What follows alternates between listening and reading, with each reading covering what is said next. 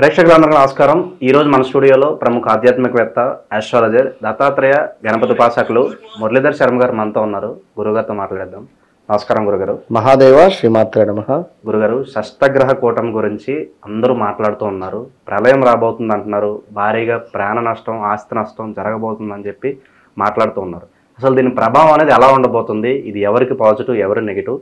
ఏ రాశులు ఈ ప్రభావం వల్ల బాగా ఇబ్బంది పడతారంటారు? పూర్తి వివరాలు మాకు తెలియజేయండి గురుగారు. తప్పకుండా అబ్బా. ఇక్కడ సుమారుగా కూడా మనకు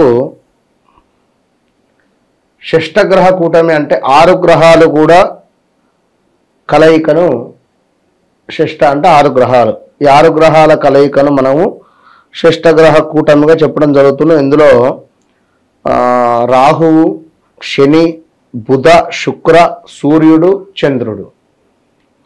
శుక్రుడు అక్కడ ఉచ్చబోలుతున్నాడు. శుక్రుడు అక్కడ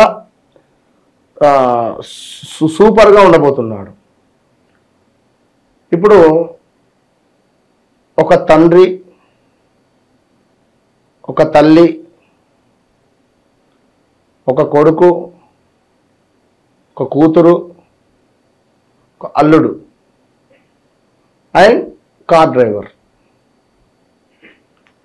ఈ 6గురిని ఒకటే రూమ్లో పెడితే, ఒకటే లాట్రిన్ బాత్రూమ్ ఇచ్చి ఒకటే రూమ్లో ఈ 6గురిని ఉంచడం వల్ల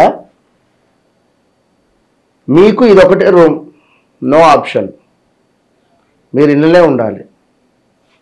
సో జస్ట్ నాకు ఆన్సర్ ఉంటే ఇలాంటి సిచ్యువేషన్ జరుగుతాయి. ఊహించుకోండి ఒకసారి, జస్ట్ అంతే. అంటే ఇక్కడ మామ ఉన్నాడు, అల్లుడు ఉన్నాడు. సో ఇక్కడ పనిచేసే వ్యక్తి ఉన్నాడు. వాష్రూమ్ అనేటువంటిది అది ఎమర్జెన్సీ. సో ఓవరాల్గా ఇప్పుడు ఆగు అంటే ఆగేది కాదు. కొన్ని సందర్భం ఏదో ఆకలి అంటే ఒక 10 నిమిషాలు పావుగంటనైనా కొన్ని వాటర్ తాగో ఏదో ఆపుకోవచ్చును. సో వాష్రూమ్ అనేది ఎవరు ఆపుకోలేరు. ఇక్కడ జలతత్వ రాశి చంద్రును సంబంధించింది, కానీ ఇక్కడ కర్కాటకము, యొక్క వృశ్చికము, అదేవిధంగా మీనం, ఈ 3 జలతత్వ రాశులు. ఈ జలతత్వ రాశులలో సూర్యుడు అగ్నితత్వ రాశి, అదేవిధంగా సూర్యుడు ఒకడే అగ్నితత్వమైనటువంటి రాశి. సో ఇక్కడ ఉన్నటువంటి శనేశ్వరుడు కానీ, చంద్రుడు కానీ, శుక్రుడు కానీ, అదేవిధంగా బుధుడు కానీ, రాహువు కానీ పెద్దగా ఇబ్బంది ఉండవు. సో జలతత్వంలో కాకుండా అగ్నితత్వంలో మనకు ఒకవేళ ఇవి ఏర్పడితే వేరే ప్రభావం ఉండదు. సో జలతత్వంలో ఇవి ఎట్లా అయినా షష్టగ్రహ కూటమి అనేటువంటిది ఒక దోషం. ఇది గవర్నమెంట్గా, మన భారతదేశానికా, లేదా వేరే ఇంకా ఎక్కడైనా అనేటువంటిది క్వశ్చన్ మార్క్. బట్ కొంత ఇబ్బందికరమైనటువంటి పరిస్థితులు. జలతత్వము అంటే నీరు ఉన్న ప్రాంతాలు, నీరు కలిగినటువంటి ప్రాంతాలు, సముద్రాలకు సంబంధించి కానీ ఇలాంటి సందర్భాలలో కొంత ఇబ్బందికరమైనటువంటి సంఘటనలు. ఇప్పుడు ఉదాహరణకు మనకు ఈ యొక్క మాల్దీవ్స్ ఉండేటువంటి ప్రాంతాలు, ఇలా ఒక టూర్ ప్లాన్ చేసుకొని వెళ్ళేటువంటి వారికి కొంత జాగ్రత్తగా వెళ్ళాలి.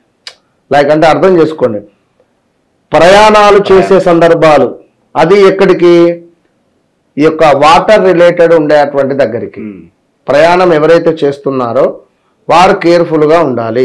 ప్రయాణాలు కొంత ఒక వారం 10 రోజులు, ఒక నెల వరకు పోస్ట్ పోన్ చేసుకుని ఉత్తమము. సముద్ర తీరాలకు ప్రయాణాలు చేసేటువంటి వారు ఎవరైనా కావచ్చును, ఇక్కడి నుండి బయట దేశాలు కానీ లేదా ఇంకా వేరే ఇంకెక్కడికైనా. ఫస్ట్ పాయింట్ అది. రెండవది హెల్త్ రిలేటెడ్. ఎవరి జాతకంలో అయితే లగ్నము, బాగా గుర్తుంచుకోండి, లగ్నం సింహ లగ్నం, కన్యా లగ్నం, మీన లగ్నం అండ్ మేష లగ్నం. లగ్నాలను బేస్ చేసుకోండి. ఈ లగ్నాల వారికి, ధనస్సు లగ్నం కూడా, ఈ లగ్నాల వారికి కొంతమేర ఇబ్బంది కలిగేటువంటి పరిస్థితులు ఉంటాయి. రాశులను ఇక్కడ చూడొద్దు, రాశులను తీసుకోకండి. రాశులు అనేటువంటిది కాదు.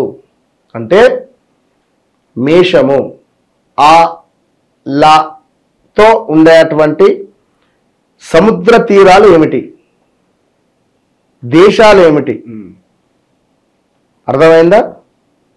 ఉదాహరణకు జనరల్గా చెప్తున్నా, లండన్ కావచ్చును, ఈ యొక్క జలపాతాలు లైక్ ఏవో ఉండేటువంటి పరిస్థితులు. ఇక అదేవిధంగా మలద్వీప్స్ అని చెప్పి అనుకున్నావా, మా అక్షరము. ఇక అదేవిధంగా పా అక్షరం మీద ఉండేటువంటి దేశాలు కానీ ప్రదేశాలు కానీ, పాండిచేరి, రైట్. ఇంకా ఈ యొక్క బా అక్షరము, జ్యో అక్షరము, జ్యో కానీ యాతో మొదలయ్యేది కానీ, యా అక్షరంతో. సో ఇంకా మనకు ఈ యొక్క చ అక్షరము, దా అక్షరముతో ఉండేటువంటి దేశాలు, ప్రదేశాలు. సో ఇక్కడికి ట్రావెల్ చేసేటువంటి వారి పేర్లు కూడా ఇవే అక్షరాలతో ఉంటే కొంత ఇబ్బందికరంగా. సో చూసుకొని ప్రయాణం చేయాలి. అంతేగాని దీనివల్ల మరో మనకు కరోనా వైరస్ లాగా మరో వైరస్ కానీ సో ఏదో ఉండదు. కనుక ఎక్కువగా ఇబ్బంది పడాల్సినటువంటి అవసరం లేదు లేదు లేదు. గురుగారు, దీని ప్రభావం అనేది ఒక 14 రోజులు ఉంటుందని అంటున్నారు, అంతేనా లేదంటే ఇంకెక్కువ రోజులు ఉంటుందంటారా? ఇప్పుడు చంద్రుడు 2 రోజులు 2.5 రోజులకు మారిపోతాడబ్బా. సో అండ్ ఓవరాల్గా సూర్యుడు కూడా వెళ్ళిపోతున్నాడు. ఓకే, ఇంకా అక్కడ మిగిలినవి 4 గ్రహాలే, అందులో నుంచి శుక్రుడు కూడా అతి త్వరలో వెళ్ళిపోతాడు.